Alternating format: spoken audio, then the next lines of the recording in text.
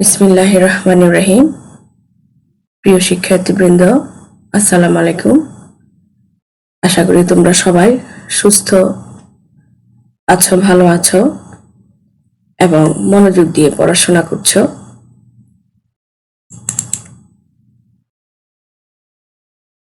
আজকের অনলাইন ক্লাসে আমি সেলিনা আক্তার, প্রভাষক, দর্শন বিভাগ, কাশীনগর ডিগ্রি কলেজ, কাশীনগর, 14 গ্রাম, কুমিল্লা।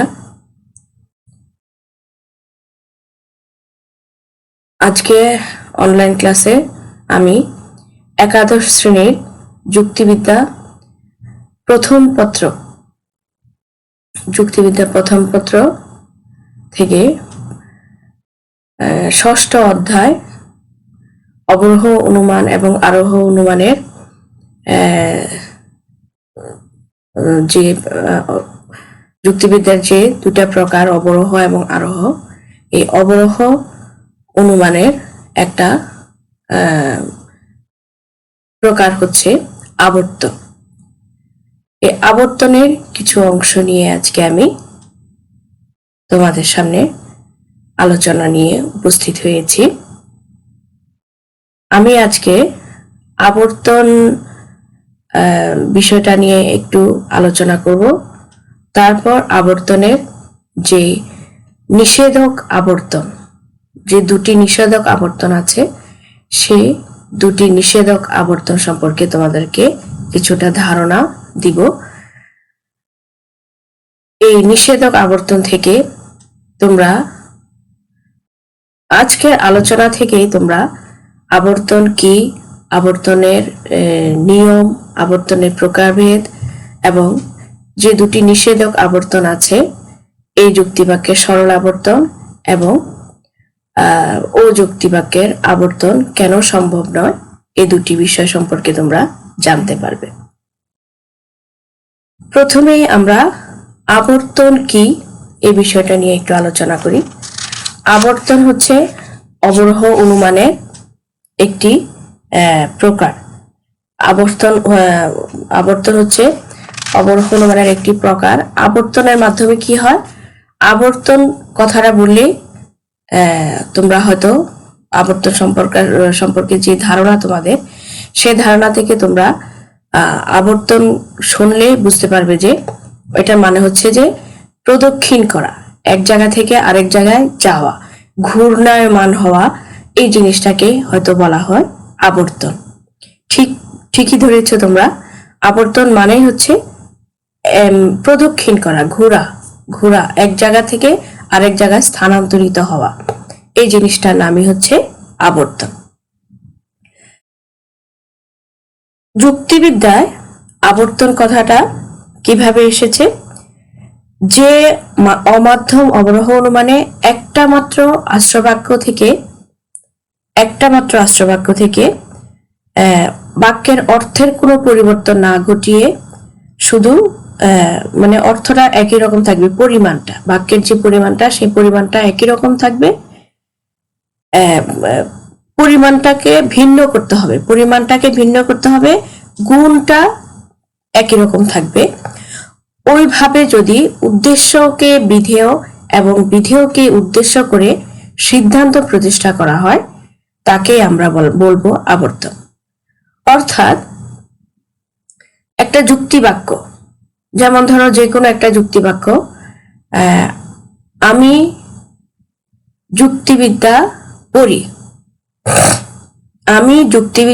পড়ি, এই বাক্যটাকে আমরা যদি স্থান পরিবর্তন করে, আবর্তন করে আমরা যদি একটা সিদ্ধান্ত নিই, আমি যুক্তিবিদ্যা পড়ি, আমি হই এমন যে যুক্তিবিদ্যা পড়ে, এই বাক্যটাকে আমরা যখন স্থান পরিবর্তন করে আবর্তন করে নিব, তখন এটা হবে কি?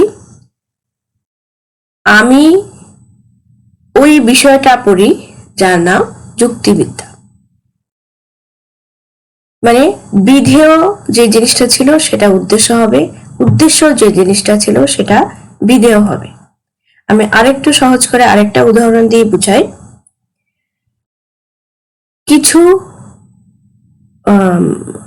কিছু মানুষ হয় কবি, কিছু মানুষ হয় কবি।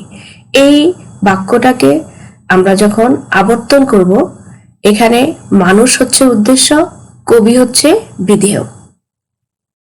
এই উদ্দেশ্য মানুষ পদটাকে আমরা আবর্তন করতে যেয়ে আমরা উদ্দেশ্য মানুষ পদটাকে বানাবো বিধেয়, আর বিধেয় কবি পদটাকে বানাবো উদ্দেশ্য। তাহলে কি দাঁড়াবে? কিছু কবি হয় মানুষ, কিছু কবি হয় মানুষ। তাহলে এরকম ভাবে আবর্তন করতে হবে, বিধেয়কে উদ্দেশ্য করে, উদ্দেশ্যকে বিধেয় করে।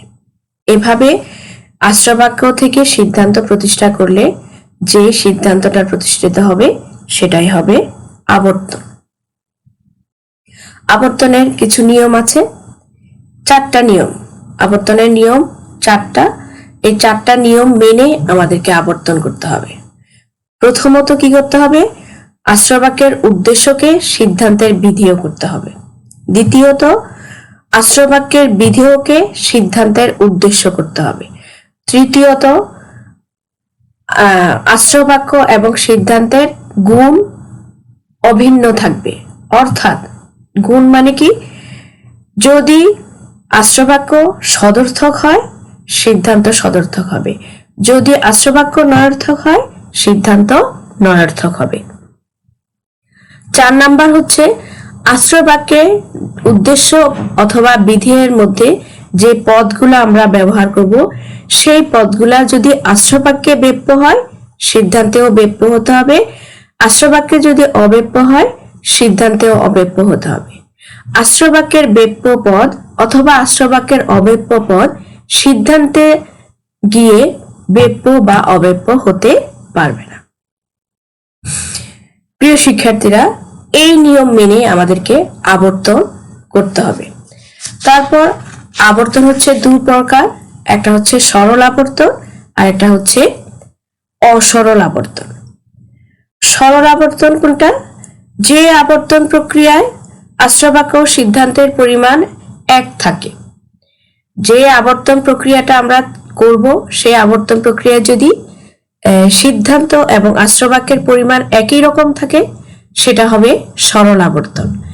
আবার যে আশ্রবাক্য এবং সিদ্ধান্তে আবর্তন করতে গিয়ে পরিমাণটা ভিন্ন রকম হয়ে যাবে, আবর্তন প্রক্রিয়াতে পরিমাণটা ভিন্ন রকম হয়ে যাবে, সেটা হয়ে যাবে অসরল আবর্তন। অর্থাৎ যে যে আবর্তন প্রক্রিয়া, যে আমরা তো যুক্তিবাক্য দিয়ে আবর্তন করব, এ ই আই ও এই যুক্তিবাক্যগুলো দিয়ে আবর্তন করব। এ ই দ্বারা বোঝায় সার্বিক, আই ও দ্বারা বোঝায় বিশেষ। এখন আমরা সরল আবর্তন করতে গেলে কি করতে হবে? সার্বিকটা পরিমাণ একই রকম থাকবে, সার্বিক বিশেষ হতে পারবে না, বিশেষ সার্বিক হতে পারবে না। আবার অসরল আবর্তনে সার্বিক বিশেষ হতে পারবে, বিশেষ সার্বিক হতে পারবে।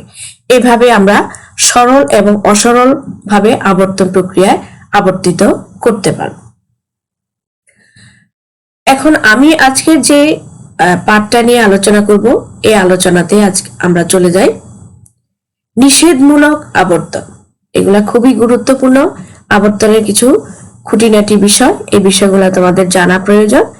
সেই জন্য আজকে এটা একটু গুরুত্বপূর্ণ বিধায় আমি এই বিষয়টা নিয়ে আগে আলোচনা করছি। পরে আমি কোন বাক্যে কি ধরনের আবর্তন হয় সেটা নিয়ে পরে আরেকটা ক্লাস আমি অনলাইনে তোমাদের আরেকটা ক্লাস নেব। আজকে আমি এই নিষেধমূলক আবর্তনটা নিয়ে আলোচনা করছি। নিষেধমূলক আবর্তন, যুক্তিবাক্যের আবর্তন সম্ভব নয়, মানে কোন যুক্তিবাক্যের আবর্তন সম্ভব নয়, কোন যুক্তিবাক্যে সরল আবর্তন সম্ভব নয়, এই বিষয়টা নিয়ে আমরা আজকে আলোচনা করছি। এগুলাকেই বলা হয় নিষেধমূলক আবর্তন। আবর্তনের 4র্থ নিয়মের যথাযথ প্রয়োগ না করলে নিষেধমূলক আবর্তন ঘটে। নিষেধমূলক আবর্তন তাহলে কাকে বলে? আবর্তনের 4র্থ নিয়ম, অর্থাৎ আবর্তনের 4র্থ নিয়মে ছিল পরিমাণ একই রকম থাকবে, মানে না, ব্যপ্য পদকে অব্যপ্য করা যাবে না। যদি কোনো আবর্তনে ব্যপ্য পদকে অব্যপ্য করা হয় নিয়ম ভেঙ্গে, লঙ্ঘন করে, তাহলে নিষেধমূলক আবর্তন ঘটে। তোমরা একটু মনোযোগ দিয়ে শোনো আমি কি বলছি। যে আবর্তন প্রক্রিয়ায় আশ্রয়বাক্যের ব্যপ্য পদকে অথবা আশ্রয়বাক্যের অব্যপ্য পদকে সিদ্ধান্তে ব্যপ্য অথবা অব্যপ্য করা হয়, তাহলে এই নিষেধমূলক আবর্তন ঘটে। এ যুক্তিবাক্য এবং আই ও যুক্তিবাক্যে এ ধরনের আবর্তন ঘটে। তাই এইসব যুক্তিবাক্যে আবর্তন সম্ভব হয় না। জোর করে আমরা যদি এটাকে আবর্তন করতে যাই, তাহলে এইসব যুক্তিবাক্যে আবর্তন মানে করা হয়, তাহলে সেটা অনুপপত্তি দেখা দিবে বা নিয়ম লঙ্ঘন হবে, কিন্তু আবর্তন হবে না, সেটা অবৈধ আবর্তন হবে, বৈধ হবে না। আমি আরো বিস্তারিতভাবে তোমাদেরকে যারা বলছি যে কিভাবে নিষেধ আবর্তনটা করতে হয়। প্রথমত, এই যুক্তিবাক্যের সরল আবর্তন সম্ভব নয়। এই যুক্তিবাক্য হচ্ছে একটা সার্বিক সদর্থক যুক্তিবাক্য। সার্বিক সদর্থক যুক্তিবাক্যকে আমরা যখন আবর্তন করতে যাব, আমরা বিশেষ সদর্থক যুক্তিবাক্যে আবর্তন করব, মানে অসরল প্রক্রিয়ায় আবর্তন করব। সরল প্রক্রিয়ায় আবর্তন করব না, আমরা পরিমাণটাকে ভিন্ন করে ফেলব। পরিমাণটাকে ভিন্ন করলেই আমাদের এই যুক্তিবাক্যে আবর্তন সম্ভব হবে এবং বৈধ হবে। এখানে ব্যপ্য পদকে অব্যপ্য করা হবে না। কিন্তু আমরা যদি এই যুক্তিবাক্যের সরল আবর্তন করি, তাহলে আমাদের পরিমাণটা একই থাকবে এবং এই যুক্তিবাক্যের আবর্তন এই যুক্তিবাক্যেই হবে। তবে সদর্থক যুক্তিবাক্য, আমরা যখন সার্বিক সদর্থক যুক্তিবাক্য আবর্তন করতে যাব বা কিছু করতে যাব, সার্বিক সদর্থক যুক্তিবাক্যে উদ্দেশ্য পদ ব্যপ্য থাকে, বিধেয় পদ অব্যপ্য থাকে। সব সময় দেখবে এই যুক্তিবাক্যের উদ্দেশ্য পদ ব্যপ্য, বিধেয় পদ অব্যপ্য। তাহলে উদ্দেশ্য পদ ব্যপ্য এবং বিধেয় পদ যখন অব্যপ্য হবে, আমরা যখন এই যুক্তিবাক্যটাকে সরল ভাবে আবর্তন করতে যাব, তখন আমরা আবর্তনের নিয়ম অনুযায়ী স্থান পরিবর্তন করব। বিধেয়কে উদ্দেশ্যের জায়গায় আনবো, উদ্দেশ্যকে বিধেয়ের জায়গায় আনবো। তাহলে উদ্দেশ্যকে বিধেয়ের জায়গায় আনলে, আবার বিধেয়কে উদ্দেশ্য জায়গায় আনলে কি হবে? এই যুক্তিবাক্যের আবর্তনে উদ্দেশ্য হিসেবে আশ্রবাক্যের বিধেয় এসে ব্যপ্য হয়ে যাবে। তাহলে অব্যপ্য পদটা ব্যপ্য হয়ে যাবে। এই সিদ্ধান্তে ব্যপ্য হওয়ার কারণে কি হবে? সরল আবর্তনটা অবৈধ হবে, অনুপপত্তি দেখা দিবে, দোষ দেখা দিবে, যেটা আমাদের নিয়ম বিরোধী। চতুর্থ নিয়ম বিরোধী। চতুর্থ নিয়মটা ছিল কোনো ব্যপ্য পদকে অব্যপ্য করা যাবে না বা কোনো অব্যপ্য পদকে ব্যপ্য করা যাবে না। এভাবে করলে কি হবে? নিয়ম লঙ্ঘন হবে এবং নিয়ম লঙ্ঘনজনিত অনুপপত্তি ধরনের এক ধরনের ভ্রান্তির উদ্ভব হবে। এই জন্য এই যুক্তিবাক্যের সরল আবর্তন সম্ভব নয়। এই যুক্তিবাক্যের সরল আবর্তন করতে গেলে আশ্রয়বাক্য ও সিদ্ধান্তের গুণ অভিন্ন রাখার কারণে এই যুক্তিবাক্য সদর্থক বাক্য হিসেবে এর সিদ্ধান্ত হবে সদর্থক বাক্য। সদর্থক বাক্য হওয়ার কারণে এর পরিমাণ কি হবে? একই রকম থাকবে। পরিমাণ একই রকম থাকলে কি হয়? উদ্দেশ্য বিধেয় হবে, বিধেয় উদ্দেশ্য হবে, স্থান পরিবর্তন ঠিক থাকবে, গুণ ঠিক থাকবে, পরিমাণও একই থাকবে। পরিমাণ একই থাকার কারণে বিধেয় হিসেবে অব্যপ্য পদ উদ্দেশ্যে এসে ব্যপ্য হয়ে যাবে। এই ব্যপ্য হওয়ার কারণে এখানে সমস্যা দেখা দিবে। আমি একটা উদাহরণ দিয়ে তোমাদেরকে আরো সুন্দরভাবে পরিষ্কার করে বুঝিয়ে দিচ্ছি। যেমন আমি এখানে একটি বাক্য উপস্থাপন করেছি, তোমরা খেয়াল করো। এ বাক্য, সকল মানুষ হয় জীব।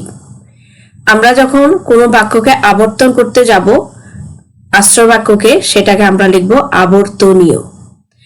আবার কোনো বাক্যকে যখন আবর্তন করা শেষ হয়ে যাবে, সেটাকে লিখব শেষে আবর্তিত। আমি ঠিক যেভাবে উপস্থাপন করেছি তোমরা দেখো, ঠিক সেভাবে তোমরা এটাকে যে কোনো উদাহরণ বা যেটা আবর্তন করবে, যদি বলা হয় একটা বাক্য দিয়ে তোমাদেরকে সংক্ষিপ্ত উত্তর অনেক সময় দেয়া থাকতে পারে, এই যে সকল মানুষ হয় জীব, বা যে কোনো একটা বাক্য দেয়া থাকতে পারে, তোমাদেরকে বলবে এটাকে আবর্তন করো।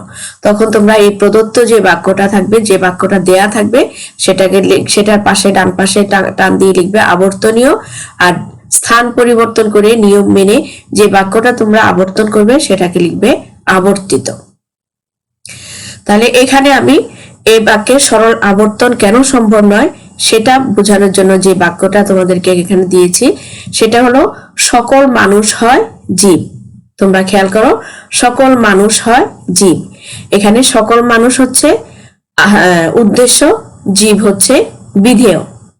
সকল মানুষ, এখানে জগতের সকল মানুষ সম্পর্কে একটা কিছু বলা হচ্ছে, সেজন্য এটাকে স্বীকৃতি দেওয়া হয়েছে, ব্যাপ্যতা প্রসারটা বোঝানো হয়েছে, এজন্য সকল মানুষ হচ্ছে ব্যাপ্য। আর জীব কথাটা, এখানে জীব বলতে আমরা শুধু মানুষ জাতিকে বুঝিয়েছি, এখানে ব্যক্তত্বটা কমে গেছে, সেজন্য এটা হয়ে গেছে অব্যপ্য। এখানে মানুষের ব্যক্তত্ব বেড়ে গেছে, সেজন্য ব্যাপ্য। এখানে জীবের ব্যক্তত্ব কমে গেছে, সেজন্য এটা অব্যপ্য। অব্যপ্য হওয়ার কারণে এটা বিধেয় হিসেবে অব্যপ্য। এখন এই যুক্তি বাক্যকে আমরা কি করছি? সরল আবর্তন করছি। সরল আবর্তনে পরিমাণ একই রকম থাকে, এই পরিমাণটাকে আমরা একই রকম রাখার চেষ্টা করছি, নিয়ম ভঙ্গ করছি, লঙ্ঘন করছি। চতুর্থ নিয়ম, অব্যপ্য পদকে কি করছি? ব্যপ্য করছি। তাহলে স্থান পরিবর্তন করে আবর্তন করতে হচ্ছে। 1 নাম্বার নিয়ম হচ্ছে আশ্রবাক্যের উদ্দেশ্যকে বিধেয় করতে হবে। আমরা সিদ্ধান্তে দেখো আশ্রবাক্যের উদ্দেশ্যকে বিধেয় করেছি। আশ্রবাক্যের উদ্দেশ্য হচ্ছে মানুষ, আমরা বিধেয় হিসেবে সিদ্ধান্তে মানুষ পদটাকে এনেছি।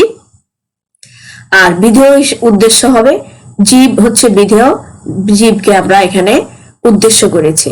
তাহলে জীব ছিল আশ্রবাক্যে একটা অব্যপ্য পদ। সকল জীবকে আমরা বুঝাই নাই, মানুষ জীবকে বুঝিয়েছি, সেখানে জীব হিসাবে অব্যপ্য ছিল, জীবের ব্যক্তত্ব কমে যাওয়ার কারণে এখন আমরা জীবের ব্যক্তত্ব বাড়িয়ে দিয়েছি।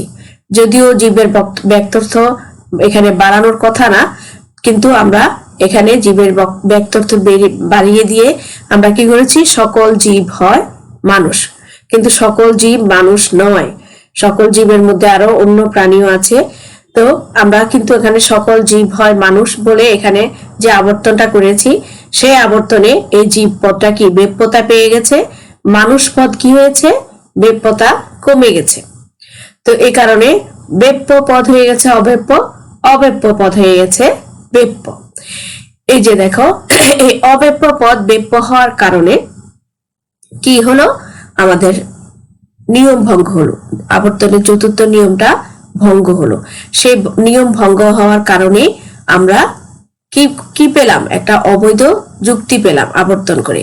এই অবৈধ ভাবে এটা সরল আবর্তনটা, এই যুক্তিবাক্যে সরল আবর্তনটা আমরা করলাম, কিন্তু এটা হয়ে গেল অসরল, মানে এখানে সরল আবর্তন আমরা করলাম, সরল আবর্তনটা এখানে কি হলো? অবৈধ হয়ে গেল, নিয়ম বিরোধী হয়ে গেল। তাহলে এখানে যুক্তিবাক্যের বিধেয় জীব পদটি অব্যপ্য, আর সিদ্ধান্তে এই জীব পদটি উদ্দেশ্য হিসেবে ব্যাপ্য হয়ে গেছে, যা আবর্তনের নিয়ম বিরোধী। তাই এই যুক্তিবাক্যের সরল আবর্তন কি সম্ভব নয়। এই যুক্তিবাক্য সবসময় কি হবে? অসরল আবর্তন হবে, তাহলেই তা বৈধ হবে। সরল আবর্তন যদি আমরা এই যুক্তিবাক্যের করতে যাই, সেটা হবে অবৈধ।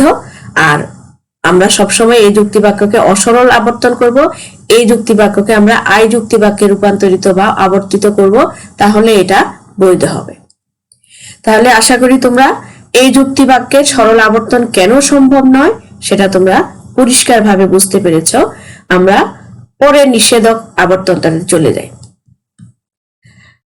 এরপর যে আবর্তনটা আমি এখানে উপস্থাপন করেছি সেটা হলো অযুক্তি বাক্যের আবর্তন। অযুক্তি বাক্যের আবর্তনও সম্ভব নয়। এটা কিন্তু তোমাদের জন্য একটা খুব গুরুত্বপূর্ণ প্রশ্ন, এটা পরীক্ষায় আসে, অনেক বেশি আসে। এই যুক্তি বাক্যের সরল আবর্তনের চেয়েও এটা বেশি আসে।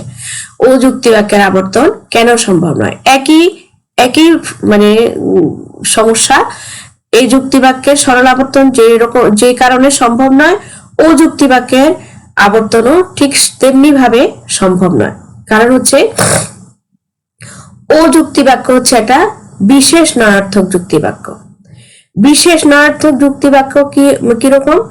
এটা অব্যপ্য মানে বিশেষ বিশেষ কিছু অংশ নিয়ে যেটা আলোচনা করে সেটাই বিশেষ। আবার না বোধক, হ্যাঁ বোধক হচ্ছে আই বাক্য, বিশেষ সদর্থক যুক্তি বাক্য। ও যুক্তি বাক্য হচ্ছে বিশেষ নয়ার্থক যুক্তি বাক্য। বিশেষ নয়ার্থক যুক্তি বাক্য হওয়ায় ও যুক্তি বাক্যের উদ্দেশ্য অব্যপ্য, বিধেয় ব্যপ্য। আবর্তনের নিয়ম অনুযায়ী আশ্রবাক্য সিদ্ধান্তের গুণ অভিন্ন থাকার কারণে ও বাক্যের সিদ্ধান্ত হবে নয়ার্থক বাক্য।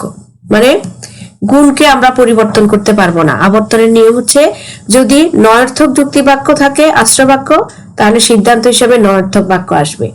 আর যদি সদর্থক যুক্তি বাক্য থাকে সিদ্ধান্ত হিসেবে সদর্থক যুক্তি বাক্য আসবে। আবর্তন করলে নয়ার্থক সদর্থক হবে না, সদর্থক নয়ার্থক হবে না। নয়ার্থক সদর্থক মানে কি? সদর্থক এবং নয়ার্থক মানে হচ্ছে, সদর্থক হচ্ছে হ্যাঁ বোধক বাক্য, নয়ার্থক হচ্ছে না বোধক বাক্য। তাহলে আমরা যদি এই যে একটু আগে আমি যে উদাহরণ দিয়েছিলাম সরল যুক্তি বাক্য গঠন করার সময় সকল মানুষ হয় জীব, এটা হচ্ছে একটা সদর্থক যুক্তি বাক্য। আর আমরা যদি বলতাম কোন জীব নয় অমর, তাহলে সেটা হতো নয়ার্থক যুক্তি বাক্য। এটা কোন জীব না অমর, এটা হচ্ছে ই বাক্য, সার্বিক বলেছি সেজন্য কোন জীব। সার্বিক বাক্য হচ্ছে আবার ই বাক্য এবং এ বাক্য। বিশেষ নয়ার্থক যুক্তি বাক্য হচ্ছে ও বাক্য। এখানে হবে কিছু কিছু জীব হয় মানুষ, কিছু জীব নয় মানুষ, কিছু জীব নয় মানুষ, এরকম যদি আমরা বলি সেটা হবে বিশেষ নয়ার্থক যুক্তি বাক্য। তাহলে কি হবে? বিশেষ নয়ার্থক যুক্তি বাক্য হিসেবে ও বাক্যে সিদ্ধান্তের গুণ অভিন্ন থাকবে। আশ্রবাক্যের গুণ যেটা, সিদ্ধান্তের গুণও সেটা। আশ্রবাক্যের গুণ থাকবে বিশেষ নয়ার্থক, সিদ্ধান্তের গুণও থাকবে বিশেষ নয়ার্থক। এই কারণে পরিমাণ অনুসারে সিদ্ধান্ত হবে বিশেষ বাক্য। এখানে পরিমাণ ভিন্ন হওয়ার কোনো সুযোগ নেই। তবে স্থান পরিবর্তন করলে আশ্রবাক্যের অব্যপ্য উদ্দেশ্য পদ সিদ্ধান্তের বিধেয় হিসেবে ব্যপ্য হয়ে যাবে, যা আবর্তনের চতুর্থ নিয়ম বিরোধী। আবর্তনের চতুর্থ নিয়ম কি ছিল? আবর্তনের চতুর্থ নিয়ম ছিল কোনো অব্যপ্য পদকে সিদ্ধান্তে ব্যপ্য করা যাবে না। তাহলে ও বাক্যের বিশেষ নয়ার্থক হিসাবে ও বাক্যের পরিমাণ আমরা কি দেখি যে আশ্রবাক্যের অব্যপ্য উদ্দেশ্য পদ সিদ্ধান্তের বিধেয় হিসেবে ব্যপ্য হয়ে যায়। ও যুক্তি বাক্যকে যদি আমরা কোনো বাক্য দিয়ে ও যুক্তি বাক্য যদি আমরা কোনো বাক্য তৈরি করি, কিছু জীব নয় মানুষ, এরকম যদি বলি আমরা কিছু জীব, তাহলে কিছু জীব বললে আমরা জীবের ব্যক্তর্থটাকে কি করছি? কমিয়ে ফেলছি। কিছু জীব বলছি, কিছু জীব বলাতে জীবের ব্যক্তর্থ কমে যাচ্ছে, কমে যাওয়ার কারণে অব্যপ্য হচ্ছে। অব্যপ্য হচ্ছে উদ্দেশ্য, ও যুক্তি বাক্যের উদ্দেশ্য অব্যপ্য হচ্ছে। অব্যপ্য হওয়ার কারণে সিদ্ধান্তে যদি আমরা এটাকে উদ্দেশ্য পদটাকে বিধেয়তে নিয়ে যাই স্থান পরিবর্তন করে, তখন সেটা আবার ব্যপ্য হয়ে যাবে।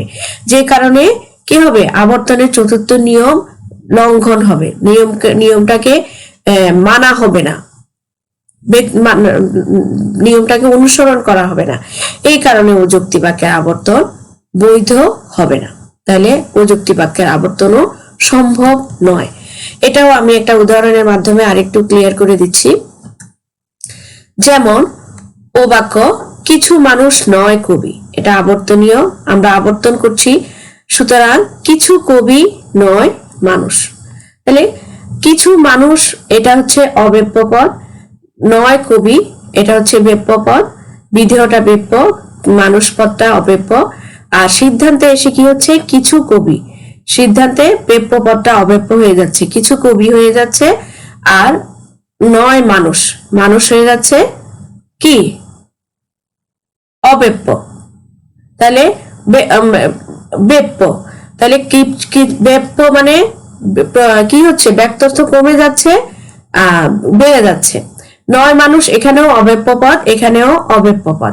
তাহলে যুক্তি বাক্যটা সিদ্ধান্ত হিসাবে পরিমাণটা কি হচ্ছে, এখানে এসে ভিন্ন হয়ে যাচ্ছে, পরিমাণটা কমে যাচ্ছে, অব্যপ্য পদটা ব্যপ্য হচ্ছে। অব্যপ্য পদ নয় কবি, সেটা ব্যপ্য হয়ে যাচ্ছে। তো ব্যপ্য হওয়ার কারণে এখানে কি হচ্ছে, যুক্তিটা অবৈধ হয়ে যাচ্ছে, নিয়ম ভাঙা হচ্ছে। সেই জন্য চতুর্থ নিয়ম, আবর্তনের চতুর্থ নিয়ম ছিল সিদ্ধান্তে কখনো আশ্রয় বাক্যের অব্যপ্য পদকে ব্যপ্য করা যাবে না, কিন্তু আমরা চতুর্থ নিয়ম লঙ্ঘন করে এটাকে ব্যপ্য করে ফেলছি। স্থান পরিবর্তন, একটা নিয়ম মানতে যেয়ে আরেকটা নিয়মকে আমরা লঙ্ঘন করে ফেলছি, যে কারণে যুক্তিটি অবৈধ হয়ে যাচ্ছে। এই যুক্তিতে আবর্তনের সবগুলো নিয়ম পালন করা হলেও চতুর্থ নিয়ম লঙ্ঘন করা হয়েছে, যার ফলে যুক্তিটিতে অনুপপত্তি ঘটেছে। তাই ও যুক্তি বাক্যের আবর্তন সম্ভব নয়।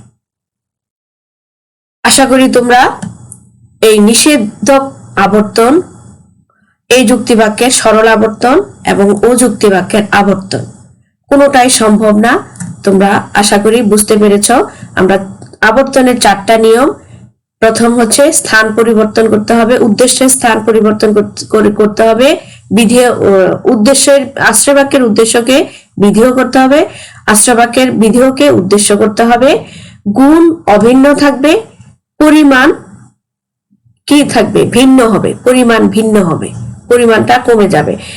আর আশ্রয় বাক্যের ব্যপ্য পদকে সিদ্ধান্তে অব্যপ্য করা যাবে না, অথবা আশ্রয় বাক্যের অব্যপ্য পদকে সিদ্ধান্তে ব্যপ্য করা যাবে না, নচেত কি হবে, আমাদের নিয়ম লঙ্ঘন হওয়ার কারণে যুক্তিটি অবৈধ হয়ে যাবে। এই ছিল আমাদের আজকের আলোচনা। আমরা আগামী ক্লাসে আরেকটা ক্লাস নিয়ে তোমাদের জন্য উপস্থিত হব। তোমরা ভালো থাকো, সুস্থ থাকো, আবার আগামী ক্লাসে দেখা হবে। ধন্যবাদ তোমাদের সবাইকে।